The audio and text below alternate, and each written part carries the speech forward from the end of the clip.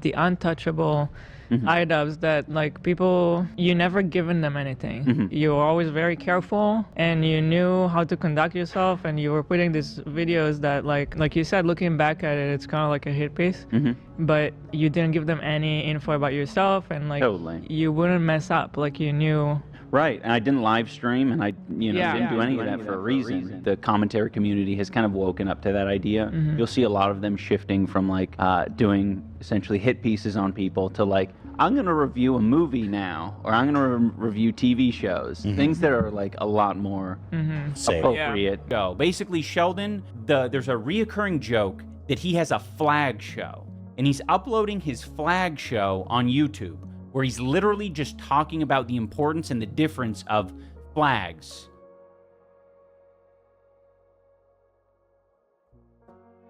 Before I get into topics of this video, I do want to make something clear about like the timeline of things.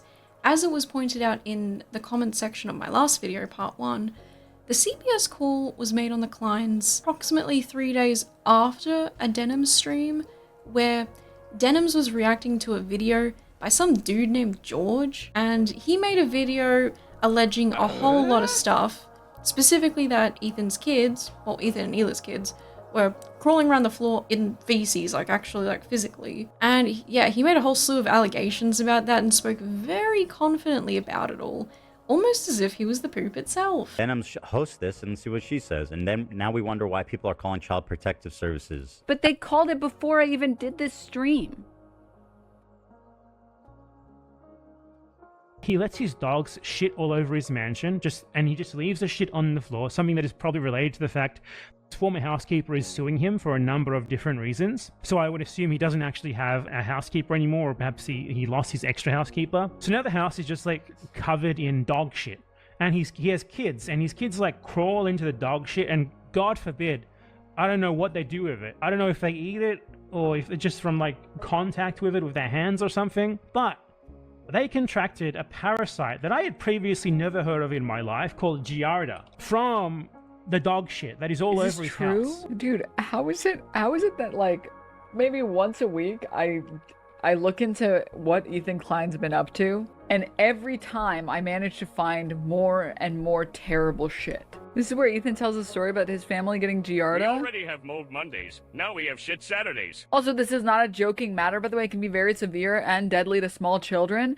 I mean, much like many other illnesses, it's very, very, very dangerous when infants get the same sicknesses that adults get. There are lots of things that you can get as an adult. You're totally fine. You'll be A-okay.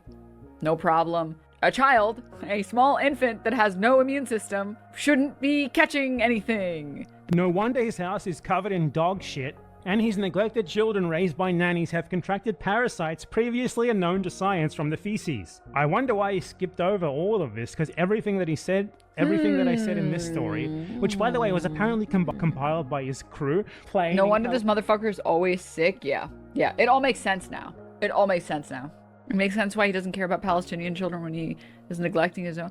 How is this happening? How is this happening? This George guy also made a video role-playing as like a Palestinian freedom fighter. It was a video game, something like that, and pretending to kill Ethan Hila, or at least strongly alluding to it. I'd like to pay tribute to Ethan Klein and the new Twitch TOS that declares Zionism. Zion is a slur. I'd like to pay tribute to him by playing the first Al-Aqsa video game where you kill Zionist soldiers as a Palestinian resistance fighter. Where do they keep the secretaries? In here? I'm hunting for secretaries right now.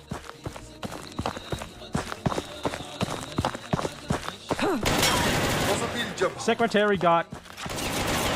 He's a pretty extremist individual and seems to be able to get away with a lot of things, mainly because he doesn't live in America where due process can kind of hold him accountable for these things.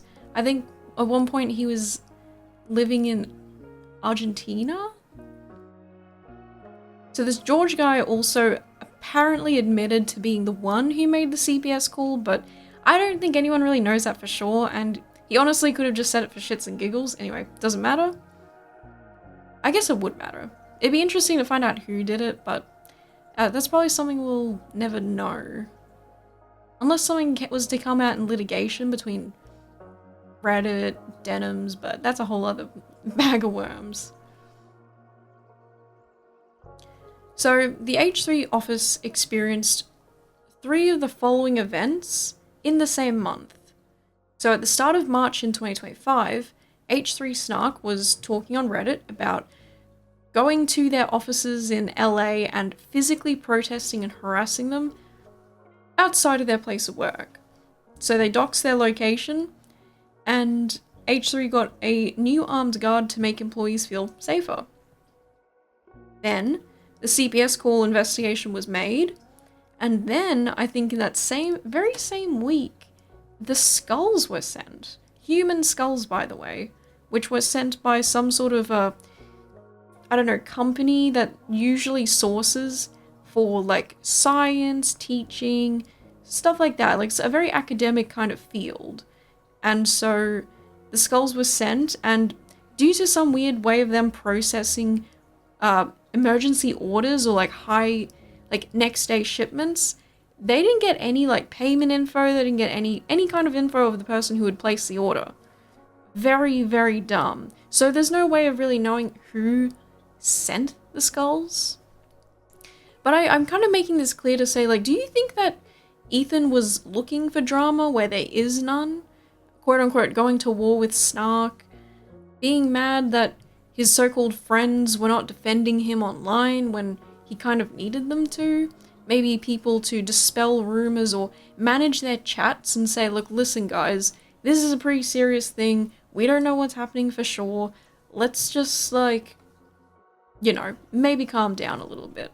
Because I think there's quite a big difference between calling CPS on someone whose children have a very treatable, I guess you could say, I guess Jody is a parasite. There's a very big difference between someone who has caught something that's treatable, it's not actually fatal, it needs to be treated. And it's very easily treated, it's very easily tested for, and there's a difference between that and people like Daddy05, who were literally traumatizing their children by yelling and screaming at them on camera, gaslighting them, making up situations to make the kids feel like they were, I guess, in danger or in trouble. But one of the biggest things is just everything about that channel, I think, is the big thing. So there's a difference between Ethan joking and talking about, possibly having Jardia and the family, and someone like Daddy05.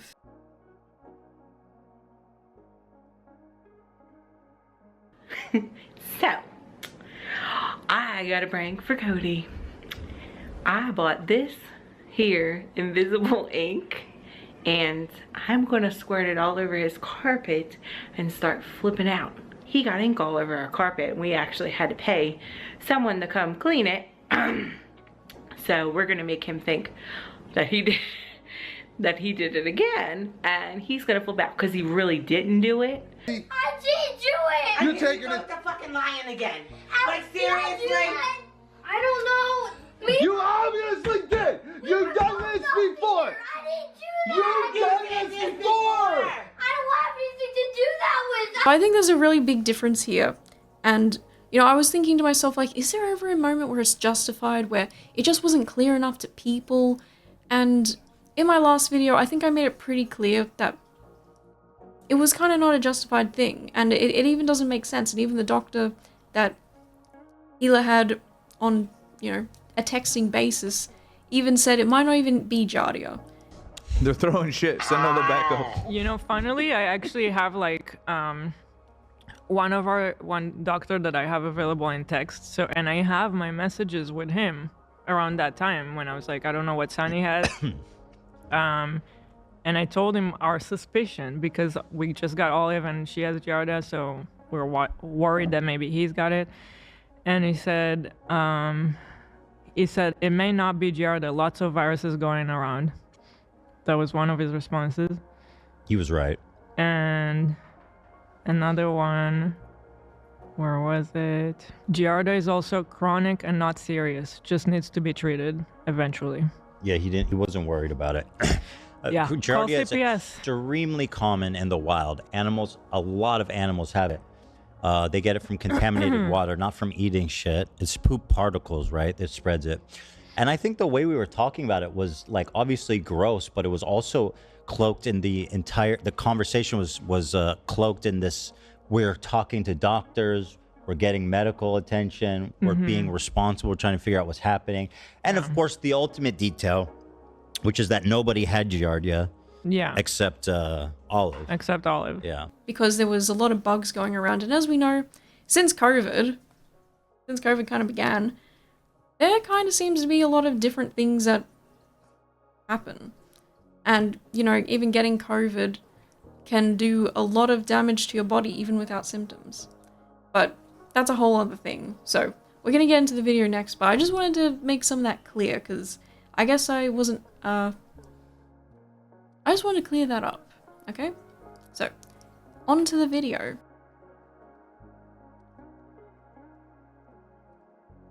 Anisa's past is quite a colourful one, and I would say there's a lot of people who have been on the internet streaming since streaming pretty much became a thing, and a lot of them have their bad moments. A lot of people have moments that they wish they could take back, things that they wouldn't do today. And I just wanted to say before getting into this next section, I'm going to be reading some pretty messy leaked Discord chats from Anisa, from her own Discord, because I am a bit of a messy bitch. I think these messages will make future sections of this topic, of this video, whether it splits into a part 3, I don't know yet. Remember when I hated my life and I said I didn't want to die, but I did. Try to have them make more validity, because I do believe that some of the public interactions and feuds that Anisa has had, particularly with other women, it kind of sets an idea of like a pattern of behavior. And I think an important thing often is acknowledging when you do a wrong behavior, acknowledging how it hurt people, and then, you know, apologizing, but also taking steps to do better, perform better, because at the end of the day, what is the point of words if it's not met with actionable change, right? I do want to make a disclaimer though, these leaks that I found, they did come from a Tumblr page called Anisa Dromha Receipts. Obviously, it's someone who is a bit of a hater, and they could have manipulated the screenshots. They do kind of show snippets of screenshots here and like texts in here and there. They could be out of context. Although I'd argue some of them definitely don't need more context, but I just want to put it out there as a disclaimer, you know? And again, I want to talk about this pattern of behavior from Anisa, particularly around other women, that I find to be pretty gross. So it seems that Anisa was kind of jealous of Jessica Negri, the famous cosplayer. I actually grew up kind of like, I don't say idolizing, but I loved her growing up. I thought her cosplays were so cool. I think she might have had her own dramas about some stuff, but I mean, I don't really follow her as much anymore. But she was always really iconic to me. And Anisa seemed to think that she was trying to get Idub's attention. So this is one of those screenshots where I'm kind of like, was this like a big thing? She says, I wish I had Jessica Negri level fake titties, and she actually, we will have a clip coming up where she actually says this on her stream, and is kind of like Anisa fondling her own, or talking about her own boobs and posing in a way, and then being like, oh yeah, these could almost be like Jessica Negri's titties. They retract? Yeah, they retract. I mean, and it could be, oh, look at that. They look kind of like, what's her nuts? Why am I blanking? Jessica Negri's boobies when I do this a little bit. Like, they should have fidget spinners on them. It's very weird. I don't know if she's ever been, like, friends with Jessica. I don't know if she actually knows her. So it's a little bit weird to talk about someone else's body like that when you don't really know them. I mean, don't get me wrong, Jessica's boobs, part of the iconicness. So in this screenshot, Anisa's like, ooh, lol, Jessica is trying very hard to get Ian and George to notice her as of late. Also, hello at everyone. So this was back in 2017, and I think she mentions George as in Joji, or the Filthy Frank guy, because of the pink car. I believe that was his, Filthy Frank, like, picture or something, or maybe it was his album picture. I don't even remember. I just recognize it. So yeah, so she thinks that Jessica Negri is trying to get iDubbbz and Filthy Frank to notice her. I mean, it seems a little bit weird to me. I don't know. So that's kind of like the tip of the iceberg, right? Anisa, as we talked about, was involved with the content cop with Tana Mojo and iDubbbz, obviously. And Anisa was actually making fun of Tana in her Discord server after they went and harassed her at her convention, or I think it was just VidCon or something. This was before TanaCon, I think. But it is specifically hilarious that Anisa talked shit about Tana not only just like wearing a bra. She talked shit about Tana only wearing like a bra, and by the way, oh my god, I hate Anisa for this. And it's so crazy to me because Anisa actually talks about now being a sex worker OnlyFans model and how she's always supported sex workers and stuff. But it's just so rich to me, which the Drumhulls are not, but it's so rich to me because Anisa also streams with full-on cleavage all the time. And you know what? More power to you. Love that for you, girl. But it's just so weird how she seems really fixated on breasts. And I don't know like what kind of fixation this is, but I find it to be a little bit odd. Why does she have this weird psychosexual obsession with breasts, and particularly other women's breasts? I know these days she talks a lot about being bisexual, so listen, maybe there's a bisexual element to it. Sometimes she just kind of seems like she's internalized a lot of misogyny. So yeah, apart from Anisa's brand being cleavage, she has the audacity to make fun of Tana wearing a bra, which, by the way, she also had a denim jacket on too. And you know what? The bra/bralette style was in that year. Check it out. Only in 2018, 7 adorable ways to wear your bralette as a shirt. Look at what you have. Literally a bralette with a denim jacket. Oh my god, I mean, hello, like, I'm even kind of wearing, like, damn, I can't wait for Anisa to call me up for wearing the sluttiest top ever. But we support sex work, we support, I guess you can support sex work and not support sluttiness either. Also, this is how I found out that me and Tana actually almost have the same exact birth date. Oh my god, cute. So yeah, Anisa took credit for the content cop on Tana, which, again, I think was rooted in Anisa being jealous about another girl who was younger and more successful than her, and don't get me wrong, Tana had things to be criticized for, probably still does, but I find it so odd that iDubbbz and Anisa had problems with her, but iDubbbz was literally the N-word guy. Tana had said the N-word before herself, back when I think she was a minor, and, you know, obviously she's dumb, it's not excusable, but Tana herself said that she needed to be told off, so it ended up being good for her anyway, because she probably would have just kept spiraling. But I just find it so interesting because iDubbbz is the guy who's like, oh, it's just a word, like, who gives a fuck?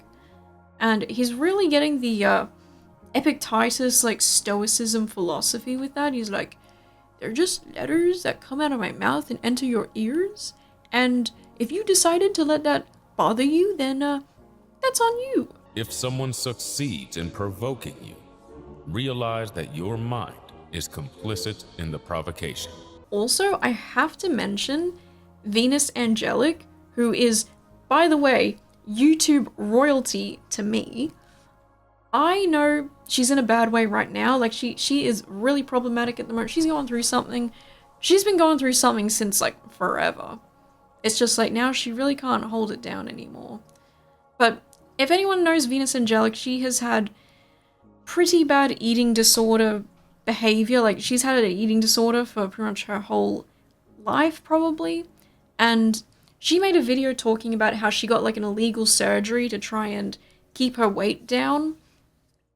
And Anisa reacted to this video on stream, and she acted like if she wasn't shitting on Venus the entire time about her eating disorder issues, then it was like her life was over if she didn't just shit on it on Venus. It was like, It was really disgusting. It was really gross, actually. I felt really mad for her. Idea to email this basically butcher back. This butcher? she emailed this butt cheek the other day. In 2016 May, when, well, I just came to Japan and ran away from home. And you know, before that, I always had trouble with my weight. Hello? Where'd she get the money? Oh wait, hold on. I just came to Japan and ran away from home. Did you say she struggled with her weight? She's 99 pounds. You know, people taking my pictures and hyper-analyzing them and everything. It's also very weird, very hard for me, especially at the beginning, because, I mean, I've talked about this before. I do have issues with my body. A lot of women do. It's not anything new. Oh my god, what am I? And you know, before that, I always had trouble Emailed her with butt my cheek. weight. I had a time where I had like really like What's wrong with that? It's 130 pounds. Aww. I would eat until I got like really a lot of pain. And what? was kind of, you know, sad that time. I just didn't feel anything, just void inside me. Yeah, so I tried to feel something by eating, didn't work, already learned that. Then I got kind of better at eating healthy, then I took it a little bit too far. I put my calories too low, lost a lot of weight, then got a little bit obsessed with eating at a certain calorie limit, and just kind of obsessed with losing weight. Basically just kind of obsessed at not only losing weight, but also maintaining it. You know, maintaining weight was really hard for me. It's not because I just mindlessly eat or whatever, but I can eat a lot. What the fuck is that? Have you seen a video of me where I eat 100 chicken nuggets? That is like no big deal for me because I have the type of stomach where you can just eat a lot of food. So this looks cool on camera, but actually, like in real life, if I just want to maintain my weight, it's really a bother because no matter how much I eat, I can't get fatty. So I have to come up with weird tricks like fantasy flan. Food, make it really voluminous with lots of vegetables. So from making fun of Venus's accent, which they still do that, by the way, Anisa and Idubbbz still making fun of people's accents. No, nothing different there. Good to know. So this is so strange to me because I'm seeing everyone having such a good time here, being so free and laughing. But in Iran, you would be arrested on the spot for having any sort of joy. If you were ever feeling joy, they would arrest you in Tehran, Iran. But also calling into question her story and laughing at her talking about her trauma. Not because I wanted to, but because I couldn't 5 minutes without like almost like feeling like I'm gonna trip over. So what's happening? Yeah, I had to be hospitalized. Doctors didn't know what the cause of the dehydration and weight loss was. So if you ask me how I got to the point, it is because I couldn't drink or eat anything. So I still tried to eat or drink, but I puked out anything I ate. Not because I wanted to, but because I couldn't keep it in my stomach. I puked about 10 to 15 times a day for about an entire month. So what the fuck? You'd be dead! You would be dead! If you puke 10 times a day for a month, you would be dead! Like, she talked about how she had to run away from her mother when she was younger. I don't know what age she was, but she talked about running away. And Anisa was just so fixated on, like, her eating disorder, but, like, trying to nitpick it and go, like, oh, she doesn't really have a problem. That's, like, the vibe that I got from Anisa, is that she was kind of like, oh, she doesn't really have any issues. But also just making fun of her accent, which was just, again, so fucked up. She speaks, like, I think 4 different fucking languages. And Anisa's, like, talking about, like, oh, she talks really weird. Her accent's really weird. It's like, she's gotta be, like, one of the most ignorant people, and it still hasn't changed to this day. So Anisa, by the way, talks about herself having an eating disorder and struggling with it for a very long time. In fact, her eating disorder was apparently one of the points where her husband wasn't able to train for boxing as much. I think, yeah, in particular, they wanted him to train a lot more for boxing, but then she said she had a really bad eating disorder. I think it was the week before his fight. She said, oh, my eating disorder is so bad that I need to be hospitalized. But then she was like, oh, but if I'm hospitalized, then I need to be put on hold. And then she wouldn't be able to be there for the fight. So she needed iDubbbz to be around her for like, I think a whole week, not out of her sight or whatever, to make sure she was okay. Which is like, I don't know, man. A day in his life. He's about to fight in front of 10,000 people. We have weigh-ins on Friday in the press conference, and then we have the fight on Saturday. On Wednesday, she had such bad anorexia that she was going to die. So she tells Ian, Jesus. I'm gonna die, but if I go to the hospital, they're going to hold me and I'm going to miss the event. Wait. She says she's like, my anorexia is acting up and I'm going to die? Yes, the Wednesday before the fight. So that's literally because she's obviously, I mean, she doesn't appear to be she appears to be of healthy weight. I don't know. She looked. I would have never guessed. Yeah. I wouldn't have thought she was gonna die. Anyone can have anorexia. Olivia said. Right. Yeah. But I wouldn't have thought she was gonna die on Wednesday. You know, I saw her. I didn't think she's gonna die, but she's telling Ian. And so I'm like, if I was going to fight and my wife 3 days before my fight is like, hey, I'm going to die, but I can't go to the hospital because then I'm going to miss your fight.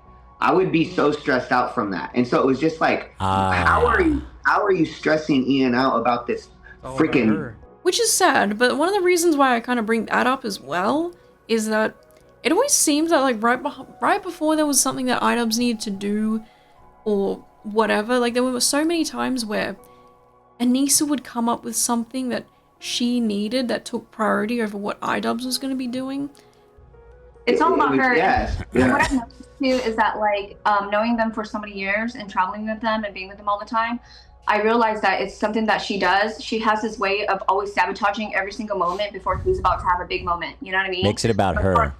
Correct. Like, for example, for CC1, she came to the gym and she was like, oh, our lease is ending and we need to buy a new house right now. Otherwise, I'm going to be homeless. The world's ending. So then Ian had to go and try to buy a new house for her, but then he couldn't because he had to sell his house in San Diego first. Otherwise, he wasn't going to be able to do that. So then they had to sell the house in San Diego, then buy like their over $1 million house in Seattle the week or two before CC1. Okay, and then for CC2, like before he was supposed to start training for his fight camp, right? But then they didn't come and train, and then she decided that she was gonna have her tits removed, like during his fight camp. It's one of those things where you could argue, like maybe he just didn't want to do it, and they devised like a plan together to get him to get out of it. Because he clearly hates boxing. I don't know about you, but the man seemed to hate boxing. Anyway, I'm going on a tangent here, but yeah, Anisa showed like zero fucking empathy towards Venus when she was being really open and honest about something that was probably pretty hard for her to talk about. And as someone with an eating disorder, you'd think Anisa would be sympathetic, be charitable about that, but no, she was kind of she was a bitch to her. What can I say? Just calling it as I see it. Then there was a whole drama where Anisa was trying to get into this girl group with this girl called Zoie Burgher and Celestia Vega. I don't know anything about those two other women. As far as I know, they're not online anymore. They don't do anything. That's from what I can tell. I think they used to be like really like bikini streamers, like very NSFW type, like towing the line sort of people. I believe Celestia Vega, I think, leaked the Skype chat between Celestia and Anisa, where Anisa was really excited to hang out with the girls in LA, and they were going to do content together, or they were going to do something together. But she wanted to see Ian first, because she hadn't seen him in a while, and then suddenly, after seeing Ian, she was not down to go with the girls, and according to Zoie, it's because Ian had told Anisa that it would be a bad idea to associate with the girls. Didn't you want to join Zoe's hoe squad? No, I never wanted to. I never wanted to join Zoe's hoe squad.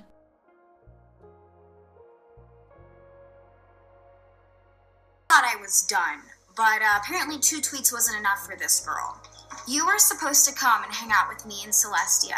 After you begged Celestia, I have the Skype screenshots. You begged her to come hang out with me.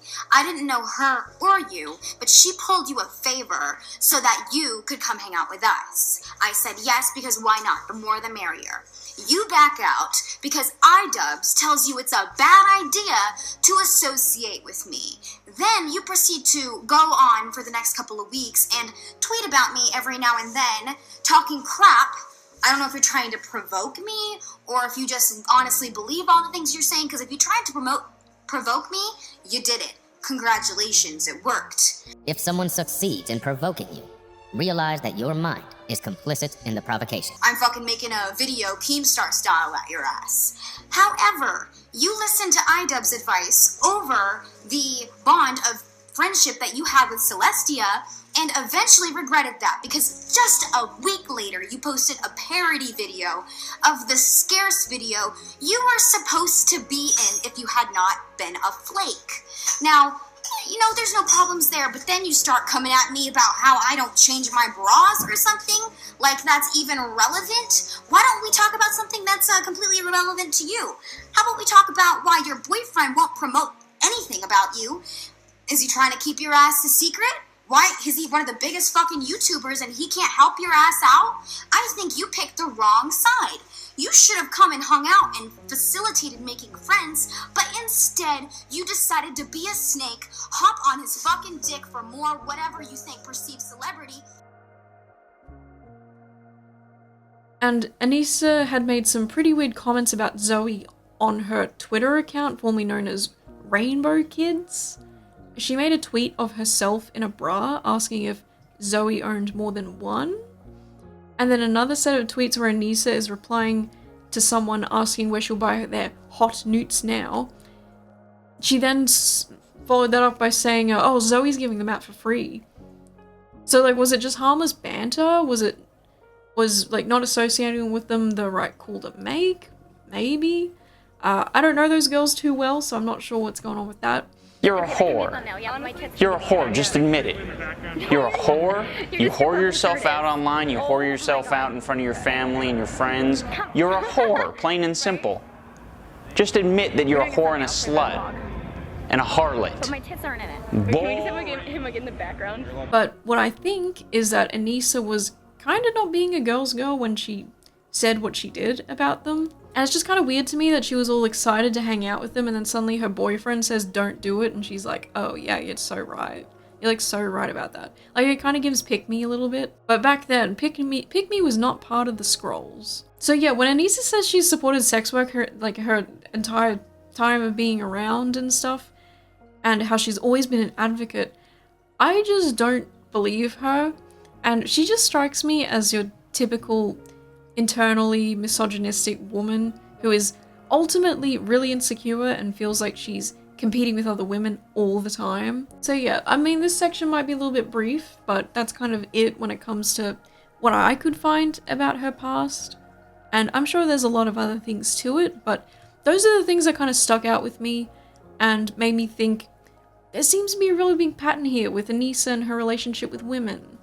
And I don't know if that comes from some sort of thing with her mom or something like that. I ain't gonna Sigmund Freud her over here. I'm not gonna armchair psychology her, but there's something really weird there happening with Anisa and her relationship with women. Why Anisa and iDubbbz suck? Creator clash. I've hinted about the woman who was a child bride, Kate, and I do want to get into that more in depth because she does deserve it. But first off though, I need to give you context or like a refresher on who the Briggs are and how they are relevant to the Jomhars. Reminder, the Jomhars, Ian and Anisa, iDubbbz, Anisa. Creator Clash was meant to be a charity fundraising event made by Ian and Anisa. Influencers would sign up, they'd box each other, bring their audiences to come watch it happen by paying for tickets and pay-per-view, making generous donations on top of that, separately.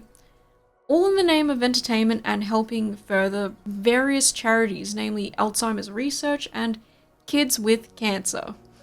Just to name a few causes. I guess on paper it sounds like a good idea by combining many audiences together it seems like there's a lot of star power behind it, getting all these different people. I mean, there's probably some overlap with some audiences, but it seems like a really good idea. And the first Creator Clash was actually pretty successful. All the boxes, again, internet influencers like Harley Morenstein, Dr. Mike, Alex Wasabi, Alana Pierce, Aaron Hansen, A.B. Ayad, and quite a few more names. Ian had a boxing coach. Everyone had a coach, and sometimes people even shared a coach. Ian's boxing coach, his name is Michael Briggs, and he has a wife, Kate Yang Briggs. She filmed for the Jomhars because they wanted to make like a documentary and put it on their YouTube channel. This was a time in life where Ian Jomhart was like so into documentary filming, which I think was really just like, oh, I'm gonna go find a weird person and then just talk to them.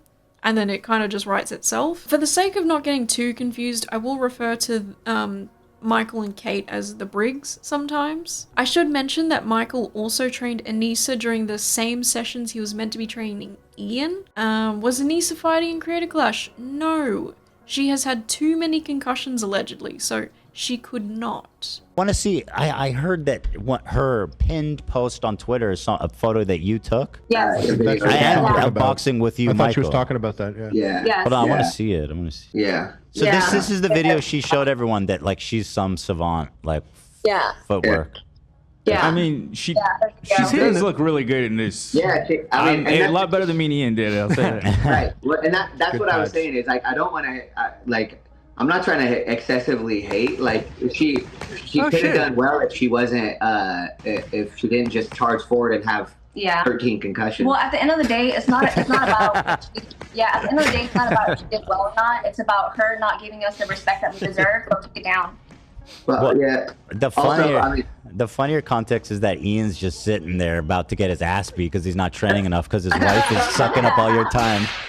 that is what happened. Yeah, That is what yeah, happened. Yes. The documentary was promised to be made and released, which would show not only the Jomhar's journey, but it would also involve the Briggs and their crucial role and what they played a part in for helping CC to come to life. This sort of opportunity would have allowed the Briggs to become better known and help their brand while also being part of something that's charitable. I guess to be clear, the documentary itself I don't think was going to be charitable, but I guess it's just all good for everyone in the end. Like, everyone kind of benefits, right? Michael used his connections as a boxing coach and a professional to help Ian and Anisa get connected to people who would help with the event, because they were originally getting kind of snubbed by some, I don't know if snub's the right word, but there were people who weren't really talking to them back, and they were messaging people, and then it just so happened that Michael kind of knew those people and helped them get fully connected. Everybody out. It seems like you guys were both like super involved in this event.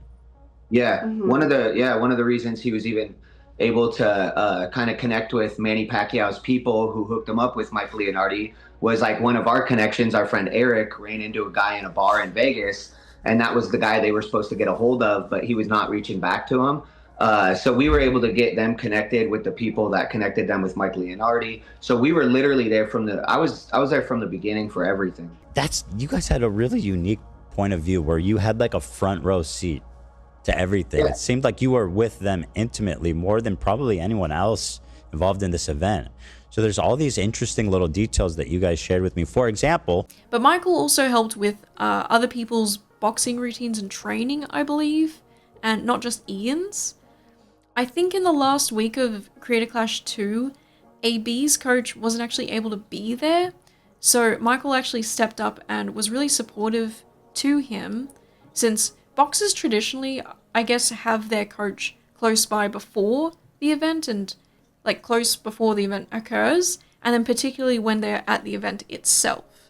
So I thought that was really sweet seeing Michael kind of being in AB's corner, helping him like with his fight and just being a good supporter. I thought that was really sweet, and I think that's really nice. And it's clear that Michael had a lot of different hats to fulfill and not just being Ian's boxing coach. The documentary footage was kind of a sticking point for the two couples. In the end, Ian made it out like he couldn't work with the footage because it was just a bunch of like useless 8K videos of him punching the air or something, and that's why a documentary was never made. So after approximately 3 years of filming them, their efforts went down the drain entirely. They did get paid at least, but Kate decided to not charge them their usual rate since it was an event for charity, right? Michael also didn't charge extra for training both Ian and Anisa when normally you would, even if it was technically all in the same session. He did this because, again, he was under the impression that there'd be some sort of bonus at the end of Creator Clash 2. I think people were under that impression because Creator Clash 1 did have a bonus for everybody afterwards, and it wasn't really like it was like a surprise. So perhaps there was kind of an implied thing there. I think this supposed bonus for CC2 was touched on by Ian in one of his videos, and I think he said that it was more of like a verbal thing and not like a written contract, so it was Michael's fault for assuming there would be another bonus. I think people assumed that the event would be pretty successful and then you'd get bonuses again. Saw him, so I was like, was there a bonus or was there not a bonus? There was never a bonus. I never spoke to these losers about a bonus. I was paying these people an hourly rate to do the job that I asked for them to do, and they got paid. This fucking loser with the beard got paid $32,000 for training an influencer to box, and she got paid $9,000 to film some of it. They conveniently never talked to either one of us about it. You confronted about that? You asked them, or you didn't want to I just let it be. Because I'm the same. They conveniently don't have any text messages or emails or contracts that have anything to do with bonus money because that conversation didn't happen.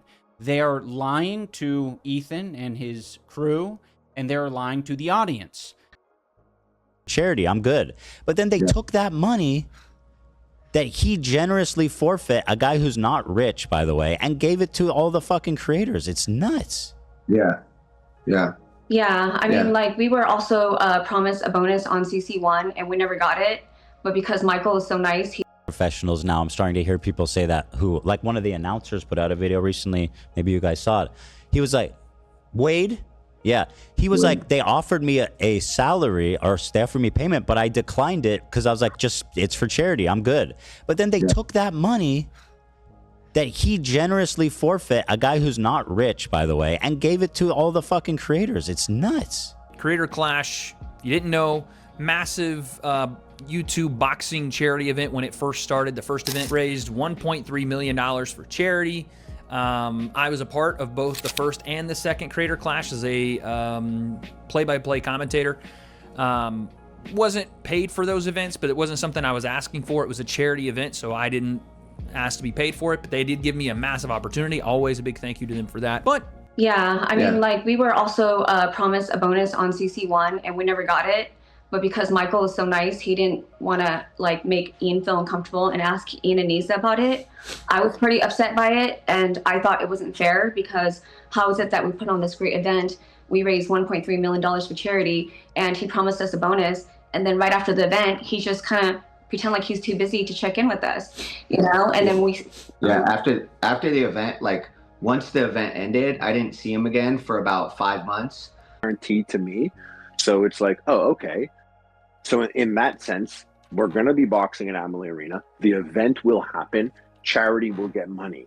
Am I going to sit here and stress about the ticket sales or stress about which last time for Creator Clash 1, we got $20,000 and then there were ticket sales. They gave 1.2 mil and they were like, hey, here was an extra amount of cash, tens of thousands of dollars extra. I forget what the amount was. I actually don't remember. But we got more money on top of the stipend as like a bonus because it did well, you know? What do you say to the people who like, saw the zero budget live stream that... When it came to the actual event, Creator Clash 2, some guy called Froggy Tonic online, who we already covered in the previous video, was like an editor for the Dromehars. He was flown into the event to do more recording, but specifically was told to be focused on Anisa. Froggy said he was there to salvage the documentary, which the Briggs took a great offense to because, yeah, I mean, obviously that's heckin' rude, dude. Froggy had said he was there to record more of Anisa, her involvement in the event, which ultimately confused Michael and Kate because, as they had put it, Anisa had actually put in very little effort in the first 2 events. Okay, shady. Anisa would brag about how she was like the communications person and had to talk to everyone in the event to make sure everything was like understood, and you know, she was like the person to be that. And so I believe she bragged about it somewhere. I don't remember where. So maybe she embellished her position. I don't know. We might have some answers for that later down the line. In the end, they believe there was never a creator clash documentary because of the immense failure of CC2. They wouldn't want to release a video focused on Anisa's efforts when the event was such a massive failure. And do you know what else is massive? So it was probably a good call to make. As I said earlier, CC1 was actually successful, and I think raised $1.3 million or something. Massive. And Creator Crash 3.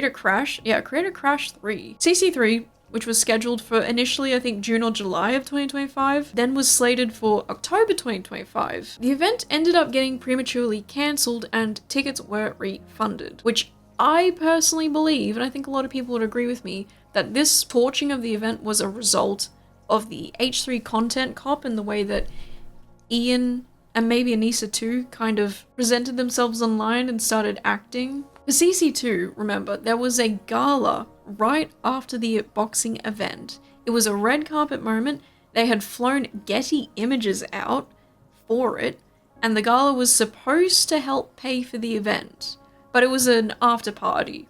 So it doesn't really make much sense to me to ask people to donate after the fact, I guess, but that was the idea. And the Jomhars, I guess, just kind of hoped that people would feel generous, I guess, or if they, I don't know if they just didn't have a plan and just accepted they were at a loss and just yet went like, yeah, whatever, we just won't worry about it. CC2, to be clear, pledged to raise for 14 different charities that creators had pledged their support to. So I think there was like a system where if you were boxing, you could say like, oh, well, I want like portions raised to go to like this one. And then everyone kind of had a say in like what they wanted, and it would all be split evenly between all of the charities, I guess. I don't really know. I don't really know what the plan was there. And so the event had actually lost $250,000. And they didn't even break even. Ian's theory was that the event performed horribly due to piracy and not having measures against that. However, there were additional costs to the CC2 event that the previous one didn't have, such as a larger arena, more elaborate broadcasting, and a lot more boxers who required hotels and training to be paid for. The CC2 gala was a messy affair because all of the trainers, like the boxing coaches, they got invited, but Michael and Kate, the Briggs, remember them, who were there from the start of all this, and they weren't invited. They only found out about it because another coach had asked them what they were going to wear, and they were confused. They were like, what do you mean, what are we wearing? We're just gonna wear like whatever. It's like, it's not a big deal. I don't think he even mentioned the fact that there was a massive gala after the fight where Anisa got to play as MC and give out awards and shit. So we actually didn't even know about the gala until about probably maybe less than a week before the event, or a week before the event.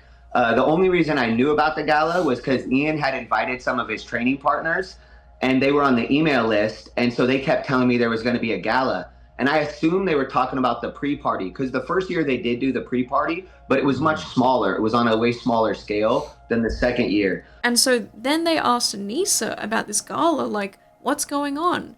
And then in shock that the Jomhars would be organizing such a big, expensive thing when they personally knew that at this point, Ian and Anisa were already minus $500,000 in the hole from the event. So the Briggs speculated, saying that the Jomhars likely didn't want to tell them about the gala because, as they put it, they're very honest people, and if they thought it was a bad idea and impractical, then they would have told them not to do it. So upon confrontation, Anisa made it out like all the other coaches weren't meant to be invited, and she had no idea like how that happened, and apparently Ian, for some reason, had actually personally emailed them like invitations and stuff.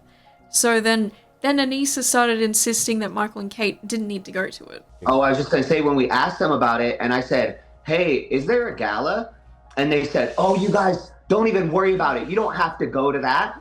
And I said, what? This is what Anisa said. And I said, what? And I said, well, some of the sparring partners got invited. And she said, I don't know how they got on that list. They weren't supposed to be on the list. And in my mind, I'm like, Ian had invited them. He sent them the email personally. What right? a disgusting human being she seems to be. I'm sorry. Oh, she didn't want any of us there. She only wanted like creators there or people that would, I guess, make her feel like she could get more clout. But like it was a gala for awarding the boxes and making everyone feel good about what had just happened and what all the effort they put in. Like, why wouldn't their coaches be invited? And clearly all the other ones were. So it's like, why would just Kate and Michael not be? So like, why wouldn't they want to be there anyway? Like, to celebrate the success and the hard work everyone put in, like everyone did that. So when Michael asked other coaches, they already knew ahead of time and they had full-on suits ready to go. So clearly the Jomhars felt a certain type of way about the Briggs, but they just didn't want to reveal anything, or they just thought they could get away with, like, perhaps just not talking about it, which, by the way, reminds me of their relationship with Ethan and Ela. Are we seeing a pattern? Well, hopefully you will soon. Hopefully I'll do my job and you'll see a pattern. There was a point in time where these people, Ian, Anisa, Michael, Kate, they traveled together, they stayed together for long periods of time. They were clearly close by some metric, and at the very least they spent a long time together. The Jomhars went to their Thanksgiving, where it was Kate's first time ever making a turkey, and Michael's father had unfortunately just passed away, so it was a very special time for them. So you think it's so I guess quantify that. Did you feel like abuse? Yeah, go ahead. Yes, the reason why I say it's abusive is because, like, for example, the bonus, right? They mentioned it to me, Michael, that they're going to give a bonus after CC1. And then after the event was so great, they just went rogue on us, you know? It's interesting because we invite them to our house for Thanksgiving. We're so nice to them. We open up our lives to them. They've met my kids, like our kids, you know, and everything. But then once the work is done and they don't need us, they kind of just put us at bay, and they make it uncomfortable for us to reach out to them. Or if we reach out to them, they don't respond. So treating us like we're not really in their inner circle, which makes no sense because we worked with them for CC1, CC2. Michael and I have traveled with them to LA, Vegas, Florida. Keep in mind that when we were in Florida with them, we were with them for 2 to 3 weeks at a period of time. That's a long time to be with someone. You learn so much about the person. And then you start to realize, wow, everything that, I mean, I don't want to say, you know, their enemy's name, what's his name? Sam. Like, I don't want to say he's right, but when we saw that video drop, I was he's like, right. oh my God. You could say it. Because one, I'm not affiliated with him unless, like, except for training that 10 months the first time and the 4 or 5 months the second time. Otherwise, like, we have no affiliation. Yeah. We'd invite him to Thanksgiving dinner. He came once. Like when I went Him and Anisa both. when I went to Came LA, to Thanksgiving dinner at your house? I made a turkey for my first time, and it was a special Thanksgiving because it You was. you had turkey for the first time? Yeah, I What have you been waiting for? Oh, Yeah. you made it. Oh, you made Yeah, it. I made Okay. it. Yeah, so Made I made the turkey for the first time. It was a super special Thanksgiving because Michael and I had just moved in together.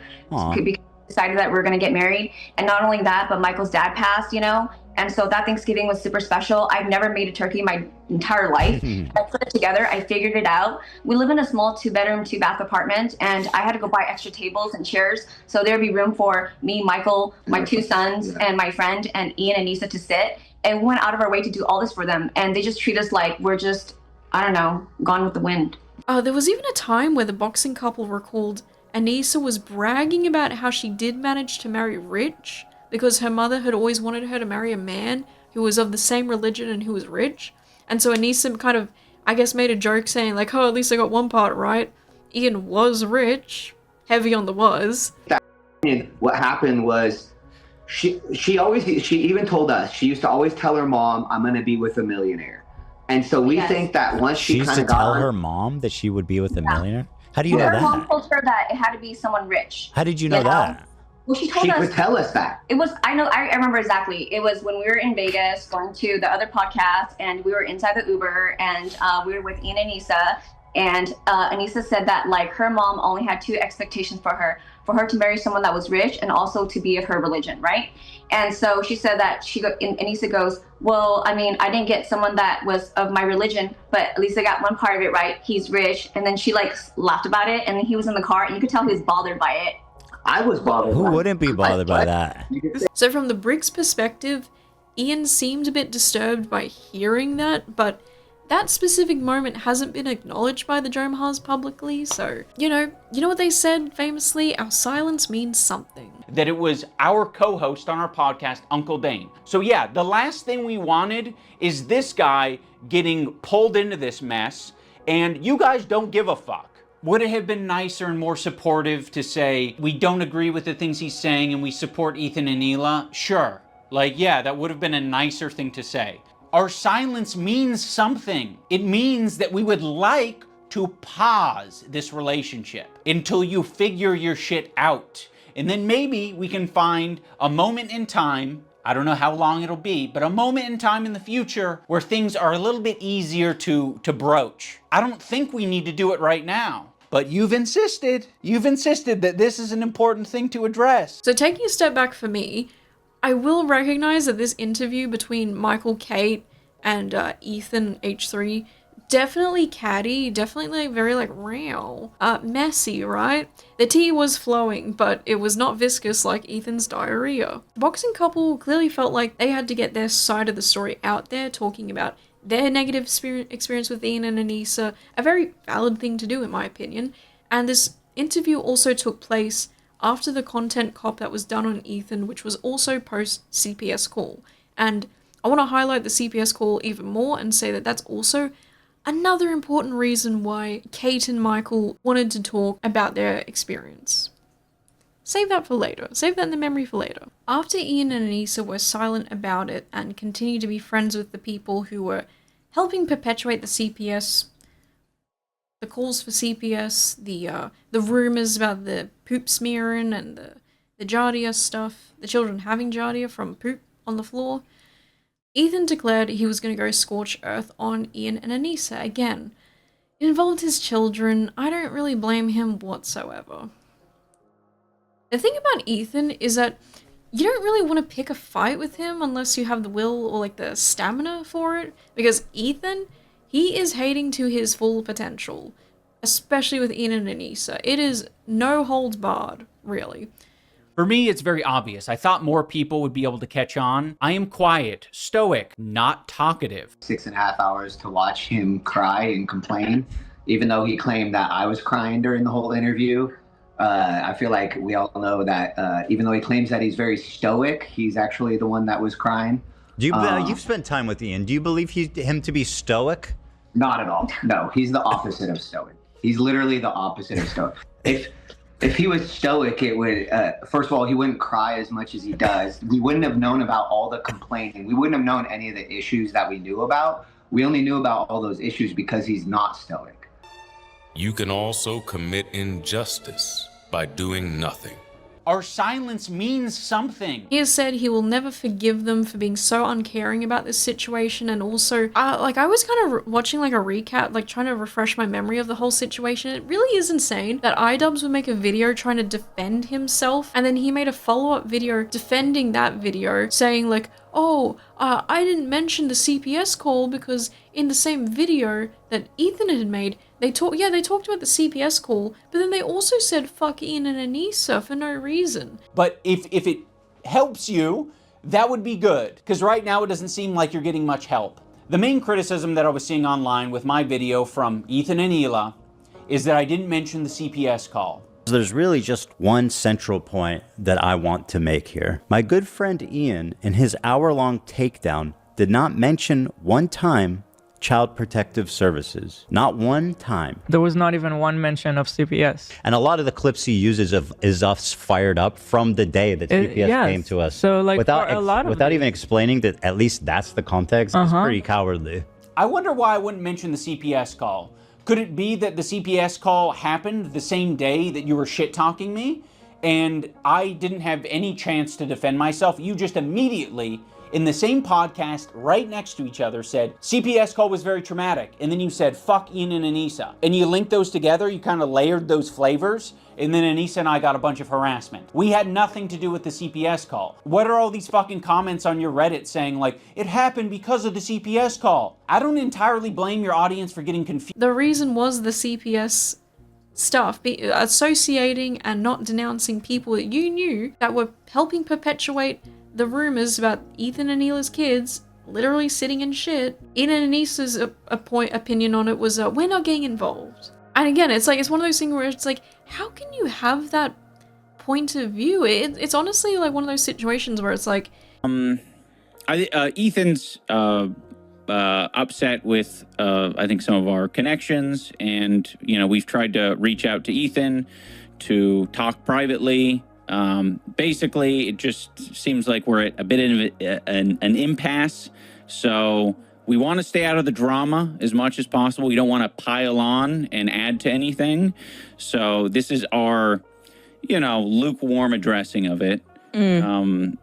It's we're always open to talk privately, especially, and we'll the door's always open. Yeah, the door's always open. I want to really drive it home. We don't condone harassment of we any don't kind. Condone harassment of any kind. Of any kind. Okay, period. Which is why we have not stuck our foot in any of this, because it is not productive. I don't think it's helpful. And these are real people who have real feelings. Wake up, Ethan. Wake up. Time to be awake, Ethan. Wake up, Ethan. You don't want to get involved? People people who were your ex-video editor, people that you hang out with, you're in their chats, you associate with them, and they're saying all this shit, and you just don't want to get involved. It's like, clearly you don't think there's a problem here. And so I found it really insanely stupid that I can't tell if Ian is actually like an idiot or if he was bad faith interpreting what Ethan and Neela had said, because they were not saying that he made the CPS call or he actually had something to do with the physical call being made, but their lack of coming to defend or denounce people that they knew who were saying fucked up shit, that was kind of like a sticking point for them, the H3 fam. That's what the video is. I mean, I get that he's scared and offended, but this was the whole fucking point of my video, Ethan. I was saying that you shouldn't be doing this. Calling people anti-Semitic? I guess. Okay. So okay. Was that the point of his video? I don't think so. Maybe? Led to me making this video in the first place. You were triggered. Why does it say I'm scared? By this CPS harassment thing, and then you immediately equated Anisa and I to it. That was sloppy, and that was horrendous, and it was horrendous for us. Oh, I'm so sorry. Yeah, this is where he is so confusing. He's saying on that day that CPS came to our house, we were so upset, and then we talk about them. I was not saying that they had anything to do with the CPS call. I was saying they're friends with people that had to do with the CPS call. And I thought it was super fucking lame that they were silent on the issue. And furthermore, later I found out that they not only are friends with those people and agree with them. In this video, he defends the CPS call. Which hold on to your britches there, folks, because it gets crazier from here. And it's also the fact that Ian had made a dunk video telling Ethan that he's looking for drama where there is none. Actual insanity on the Jerome Haas part. Actual insanity. Insane. I have no other ways to talk about it. Because like I told you before, getting skulls sent to your office, human skulls, real skulls, having your office location that's not meant to be public doxed on a fucking Reddit, where people are saying we want to come and we want to harass you. And then of course the CPS call. You guys noticed that we have an armed guard suddenly out of nowhere? It was basically during the beginning of March where snarkers were talking about organizing to harass us outside of our office since they were sharing the front of our office address. And it made a lot of people uncomfortable for obvious reasons. So we got the armed guard. And then it was, a few days later that the CPS happened. And then a few days after that, all in the beginning of March, where the skulls arrived. Yeah, that was... So in regards to who supports who now, there are many people who burned bridges with the Jerome Haas after Creator Clash, I believe at least, because none of them ever really speak publicly about them or mention the event at all. In fact, there was a Discord leak, I think it was a leak, maybe not, but there was sort of a screenshot on the Creator Clash Discord server where Freddie Wong, who is also YouTube royalty, was one of the boxers for CC3, complaining about the event's mishandling and lack of clear communication. So I thought he crafted a really well thought out message, maturely asking that the fighters be given better communication from the team.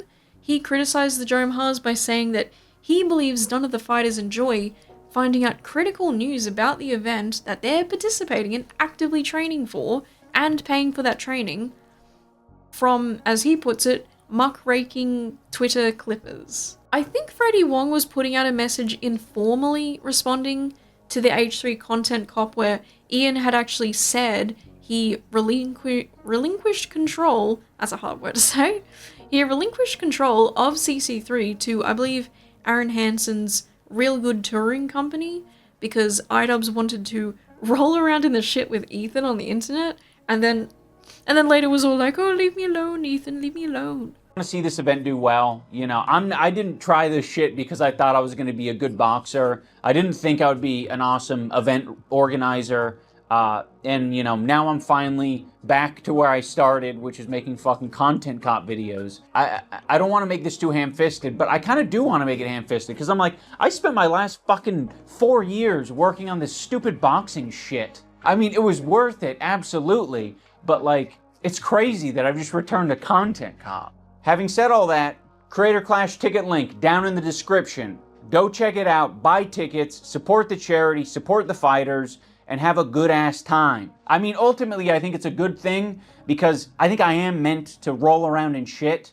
I think me and Ethan are both meant to be rolling around in pig shit all day long. Like, it's pretty insane to do all of that when your event is right around the corner from happening, about 2 months before, to be exact, and then it had to get rescheduled and then subsequently cancelled. Despite Ian relinquishing control of the event to another group, he basically torched the only bridge that was ever advertising it. Like, H3 was a massive audience that overwhelmingly supported the Creator Clash events. That also raises money for charity, so you try to change the way it works, and then people have the content cop come out, and now you're splitting your fan base, because both the people on the side of Ian and Anisa and the side of H3 are all part of the community that would be buying this event. So that was, just a massive misstep by Ian and Anisa to do that, to the point now where it's unsalvageable. You can't fix this. And obviously it's so far past the point where they should have done this that now the question becomes, okay, great, you refund pay-per-view, but what happens to the people that bought flights to go out to Creator Clash 3 when it was in Florida? And then my personal opinion is that since Ian and Anisa had made protections for themselves, I think financially, allegedly, if the event was to fail, and by relinquishing their control and putting it on someone else, they were finally able to say all the things that they had been wanting to for years. To be honest, I was very quiet during the second Creator Clash because I was afraid of how that would impact other people. This year I said I'm going to do something different. I'm going to fight back if someone... This year I'm going to do something a little different. I'm going to crash the event into the side of the mountain and see how that works out. They didn't care if it torched their event. Perhaps it was already failing and they were just like, okay, let's get out of this. But yeah, because at that point, it just didn't really matter to them anymore. And remember, this is meant to be a charity event to help kids with cancer. Maybe we should care, maybe we should put what we want to say about Ethan Klein on the back burner until after the event is done, but perhaps they just couldn't pretend to care about him anymore. Even to say, like, hey, Ethan, can you, like, promote the charity event? Because we really need the charity. The kids with cancer need the charity. I mean, they do. Come on. I don't know. Say what you want about Ethan, perhaps after the event. I don't know, man. And as two individuals who are in their 30s yet still act like teenagers, that kind of short-sightedness and selfishness seems pretty likely to me. And frankly, I think that's even mean to teenagers around the world because, you know, there's some pretty good-spirited teens out there who actually want to do good and do good. So I'm sorry to all the teenagers out there that I just offended. Because I was afraid of how that would impact other people. I know he was really looking forward to this, so they're and even worse, what LA Beast had said is that, you know, he had a newborn, that he was, you know, he didn't get to spend as much time with his family as he wanted because he was training for this, and that you just can't get that time back. You know what I mean? You just can't get that time back. So me going that stopped me from quitting and just going to be with them was I was like, this is for charity. You're raising money for charity. You're raising money for a good cause. You got to keep going. And it was so hard. And then when I found out that we didn't, I think I cried. Like, I was so disappointed. That's really that sad. It was it's super sad. Very difficult to like.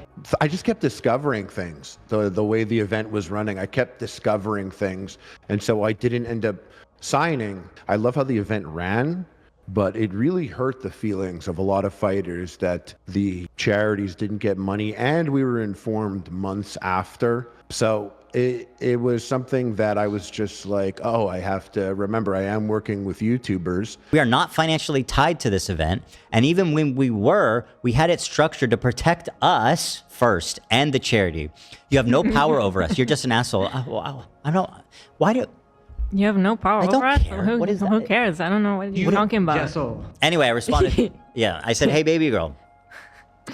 I totally understand why you guys decided to try a third time.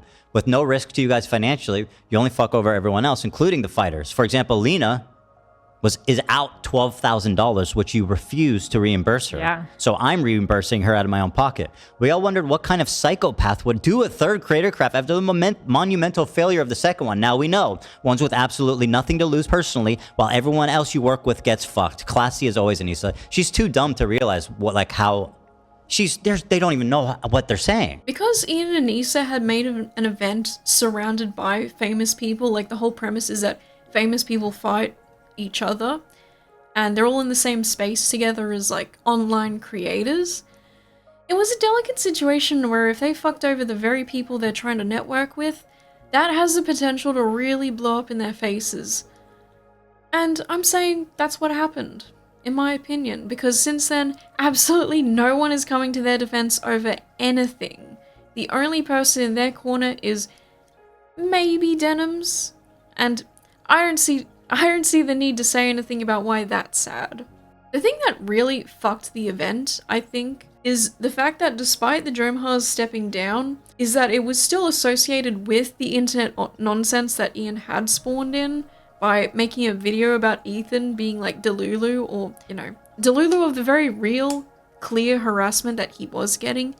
Again, like I said earlier, I don't think I've seen anyone have that kind of harassment like the way that Ethan and Hila did. Freddie Wong's message asking for clarity also asked what the plan was moving forward for potential new fighters to join the roster last minute, as who would want to join an event last minute that is associated so closely to two controversial and heated figures. Not only that, but fighters were dropping left and right, and there was supposed to be an equal pay rule in the event, but a brand new fighter coming in at the last minute might need extra money to convince them. Do we plan on continuing to honor the commitment of pay parity among the fighters? And does that restrict the organization's ability to feasibly find replacement fighters this close to the event? In other words, if we're paying everyone the same, do we think that the amount is going to be enough to commit a fight-ready heavyweight and welterweight willing to withstand the crossfire by being in the midst of a aforementioned internet nonsense? Right. You're not going to find a already ready-to-go person. That's not happening. Who the hell's going to join this event? It's already a shit show.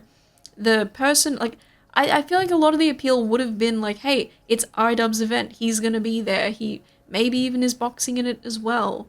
Because to be quite frank with you, a lot of the people boxing in the event weren't like people like Mr. Beast or XQC, for instance. It was kind of people who, put some respect on them, but they're not like Mr. Beast, I'm sorry. And also finding people willing to do the training, ugh, what a hard task to have. So Lena from H3, she was gonna stay and fight because she had put $12,000 into training, which was expected to be paid back by the Dromhars after the event was done, but since things were rocky between all of them, Lena did not expect to be paid back. She wanted to go through with it even if it was hard. That's kind of like the person she is. Also, you sink $12,000 into it, she was really excited to do it. It was really sad for Lena. Lena had a panic attack when the content cop on H3 was put out. They weren't necessarily told about it beforehand. They were kind of told, I guess, once the video was uploaded. And it was uploaded during the H3 live stream. They didn't really have the grace to process that in private. Content you're trying to make a play to fucking warm up to. By the way, iDubbbz, Lena's fucking having a panic attack because Why would you do this and not even tell her? Like, why would you invite someone on the show and do this? It's just fucking mean-spirited. And you know, Lena had a lot to be anxious about because the Jomahas had designated H3, namely Ethan, as their enemy. Lena, who works for him by proxy, is kind of an enemy. She was going to go box at their event where their supporters, whoever that is, they would be there. Would Lena get booed, harassed, or worse, maybe even somehow harmed at the event? And there wouldn't even necessarily have to be people who support the Jomahas. It'd just have to be people who just didn't like Lena and H3. So it was understandably a scary time for her. After Ethan and Hila had human skulls sent to them, their office doxed many times, people threatening to come to their location to harass them, being afraid to do live events because H3 was worried that they could somehow get hurt by maybe nefarious figures coming to their event. Showing up to CC3 probably would have been risky for Lena, and I can understand being worried about that. But Ethan paid Lena back in the end, and then after that, Real Good Touring did eventually step up and pay Ethan back for all of that. Still, fighters were leaving left and right when it came down to the event itself, so the desperation to find new fighters who were capable and in the same body class, body weight, whatever, what have you, it was probably an impossible task, to be honest. Harley Morenstein left as a main title card fighter because he thought the Jomahas were good people. He liked them, he defended them quite frequently, especially arguing with people like Nicholas Diorio, saying that they're good people.